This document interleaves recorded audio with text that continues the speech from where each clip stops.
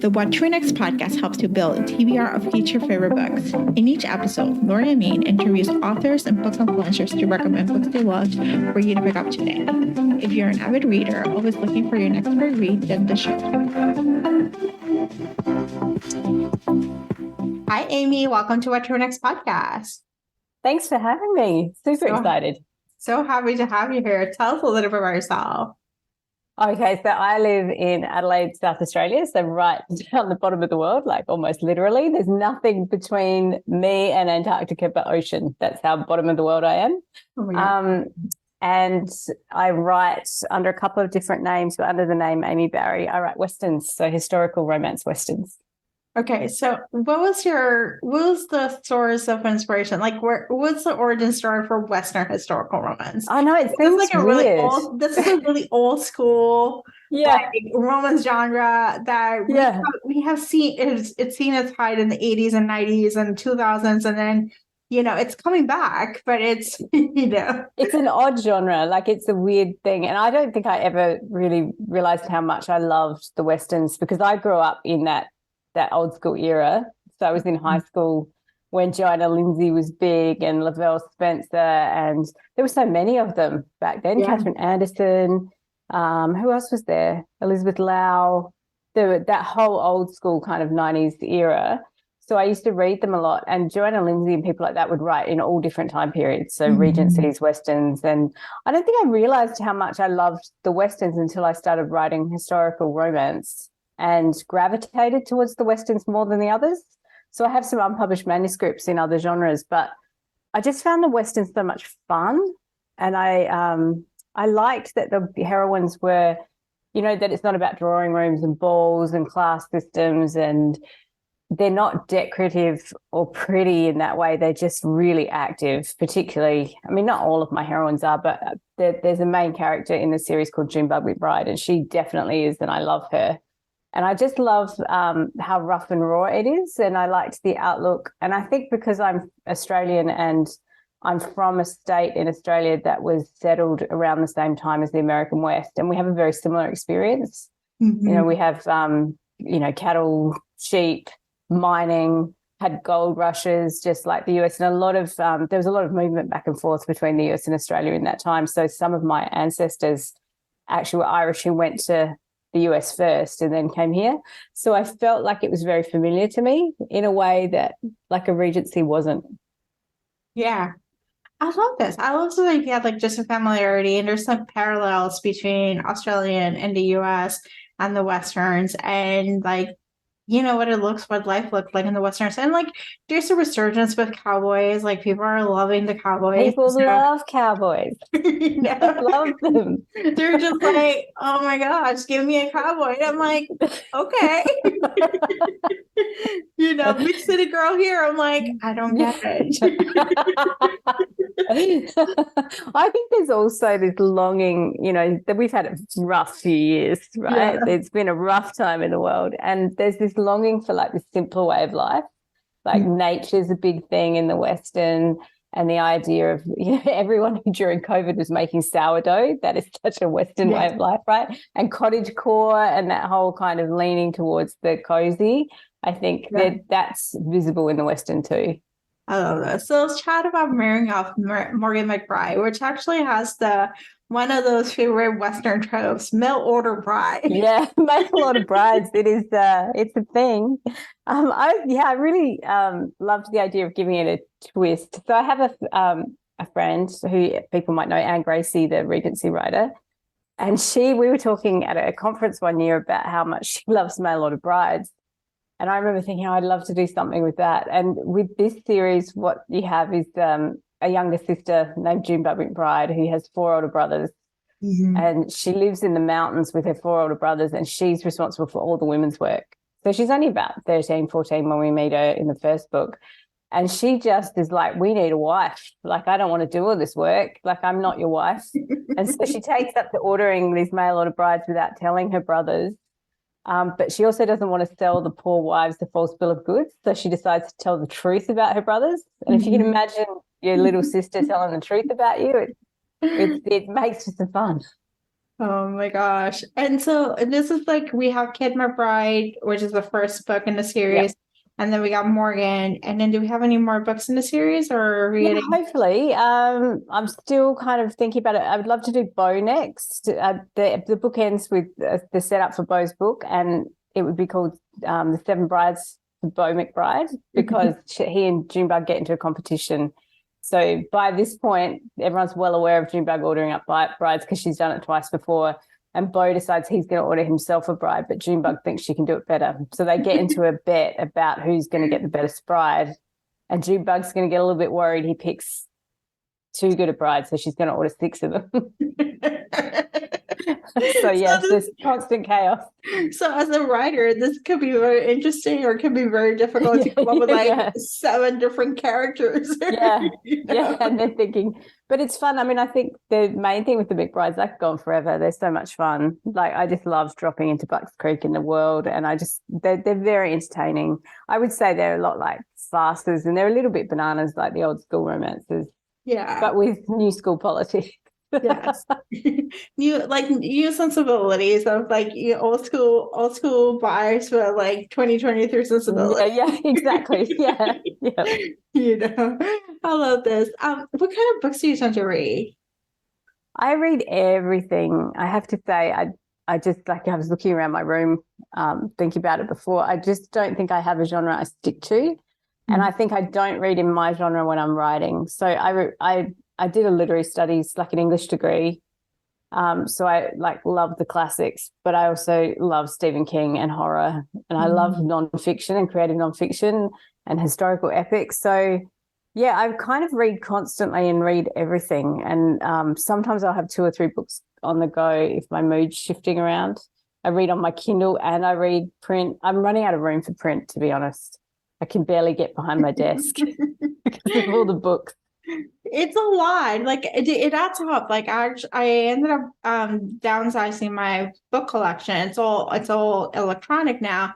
But it gets so easy. Like even though like I downsized it and I still have like a little stack of books, and I'm like, yeah, it adds up. Like so quickly. Beautiful covers and beautiful ideas and like keepers, and there's so many keepers you want to have. And we downsized too when we moved house a couple of years ago, and I've already built it back up. I don't know how, but it's that thing of sometimes when you love a book, you want the object, you want the actual hard copy book. Yeah. And I'm bad because I also have an office, like I'm an academic, so I have an office at work, and that's full of books too. Yeah. And I think, oh wow, if I ever retire, where am I going to put all these books? I'm going to need another house just for books. Yeah. Do you have any books to recommend our listeners to pick up? Yeah, I was thinking about this. I've just started actually a podcast as well with some people at work about popular romance studies, and we're launching in August. But we've been doing a book club, so I've been reading a lot of rom-coms lately, like all the greatest hits of the rom-coms. So we just read Get a Life, Chloe Brown by Talia Hibbert, and Happy Place by Emily Henry, which everyone's reading. And we've been reading Ali Hazelwood as well. So I've been in rom-com land a lot. And I think Emily Henry's great. There was a line in Happy Place that I just stayed with me that I loved, it was just about the character, and it was the anxiety lifted off her like dandelion seeds. And I love the way she writes. But in terms of, I was dipping back into my old-fashioned collection because we were thinking about doing a season on old school, because I podcast with a couple of postgrads who are in their 20s and have not read any of that stuff. And I went back to my Julie Garwoods. Have you ever read Julie Garwood? I went back and I was rereading The Bride, and she's still great, like really funny and great world building. So that one's a Scottish, and it's just great. I also just read Stephen King's Fairy Tale. I don't know if you've read that, and that took off. Like he did that thing he does that no one else can do, because I don't think an editor would let you do it. It's just he's Stephen King, where you get a third of the way and you think it's one book, and then it pivots and it just becomes incredible, like it is something else entirely. So I would, if you haven't read Fairy Tale, I would read it and then just hang in there until it does this turn, and you'll know when it happens. But it's like a mashup of like Wizard of Oz, Alice in Wonderland, all these great kind of fantastic texts. I really liked it. Hunger Games as well. There's all kinds of weird mashup things in there. And then if you love Westerns, he's not a romance writer, but Larry McMurtry, I don't know if anyone ever watched the old Lonesome Dove series, but his Westerns, he's got a whole bunch of them. He's got these little series, Westerns called the Berry Binders series. There's a whole bunch of them. But I think he does beautiful Westerns that are really funny. They're really quirky characters. I love this. All right, we got to talk about your podcast. Tell us all about it. Yeah, so it's called Love on Campus. So what we thought, there's a lot of romance podcasts now, and I've been listening to Sarah McLean's. That's great.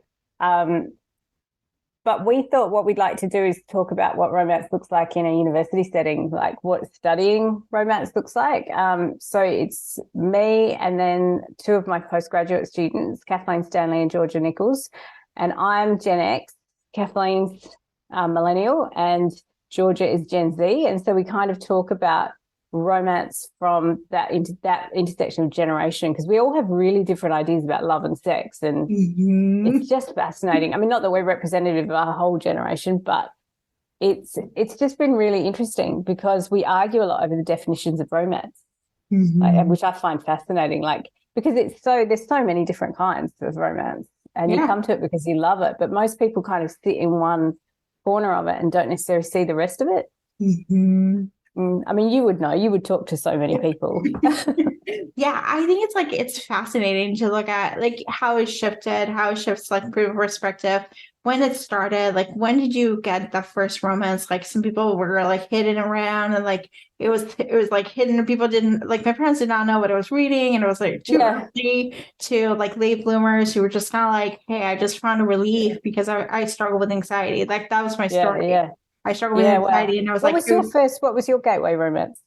So I read when I was growing up in the 90s, I used to read teenage like YA, like romance, like love stories that they were marketed as love stories, because I was reading Sue about how it was like companion books like were love stories. Yeah. Did not know those were romance. And then I moved on to chick lit or woman's whatever that was, like it was romance in the, living in London or living in New York City and trying to make that lifestyle.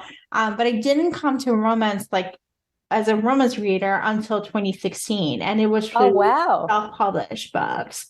And then I just dive into it. Because I think that's been great, actually. I know there can be divisions sometimes between trad and indie, but I think indie has been amazing for the readership, because it is like it shows what a voracious readership there is.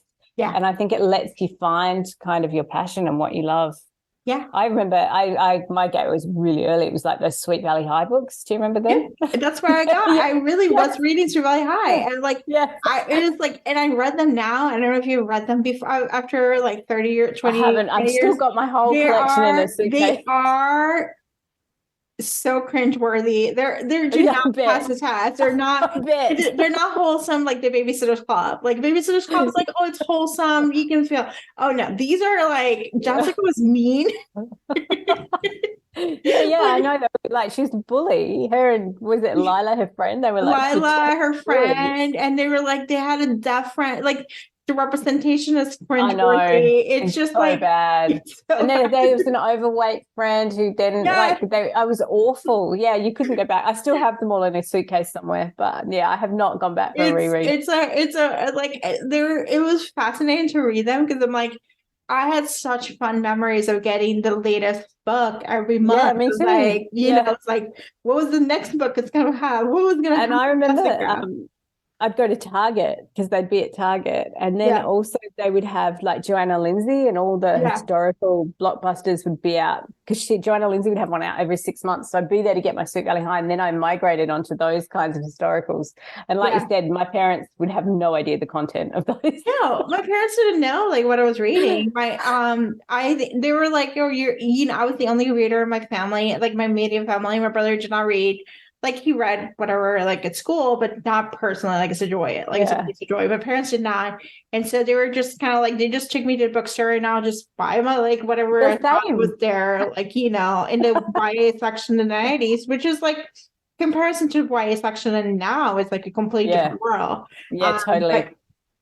But they didn't know, they didn't care. They're just like, oh, you're just reading books, like, And it was because romance was such a huge genre back then. Like it dominated sales and the bestseller list, but it was still so kind of hidden. It wasn't something anyone talked about, or Or like it was like you said, you didn't talk about it with people, you just read it quietly by yourself. Whereas now I feel like there's a really thriving community. Now it's a thriving, and they're in defense of Romanslandia, and we have things, we have opinions about it, so it's a really great place to be. I think for me, I found comfort to see, as someone who grew up in a really traumatic, like really unhealthy relationship, I found romance to teach me what healthy relationships look like. Yeah. I think that's so true. I think it has this incredible ability to show you communication skills, what healthy love looks like, what care and compassion looks like, all of that stuff. Yeah. And valuing yourself, like how I think they do really show heroines learning how to value themselves. Yeah, I think they're so valuable. Yeah. So it's a good genre. Yeah, I'm all down with it. Awesome. I know I've thought about that a lot with the latest book, with Marrying Off Morgan McBride, with Pip, the main character. That's really her journey, is learning how to value herself and demand that she gets what she deserves. And that's what we need. Yeah. As our rights are being taken away, at least in the US, we're looking for ways to, we have to value ourselves and speak up and do what we need to do. So awesome. So Amy, tell us where you can find you online. Oh, yeah. Okay. So Instagram, I'm really active on Instagram more than Facebook, but you can find me on both. So it's Amy Barry Author. So you can find me, that's my Instagram tag. And then you can find me at amybarry.com. But if you go to amybarry.com, you can get the portal to all my Insta and Facebook. I'm on both every day. So if you want to engage with me, I'm there. I'm really good at responding to messages too, like within hours, unless I'm asleep. So if you want to reach out, I love talking to readers. Awesome. Thank you, Amy, for being on the show. Oh, thank you for having me. It's been fun. If you enjoyed this podcast, feel free to share with friends, subscribe, rate, and review the show. This is the easiest way to support the podcast. For a list of books mentioned and other book recommendations, please visit whattoreadnextblog.com. Thank you so much for listening, and happy reading.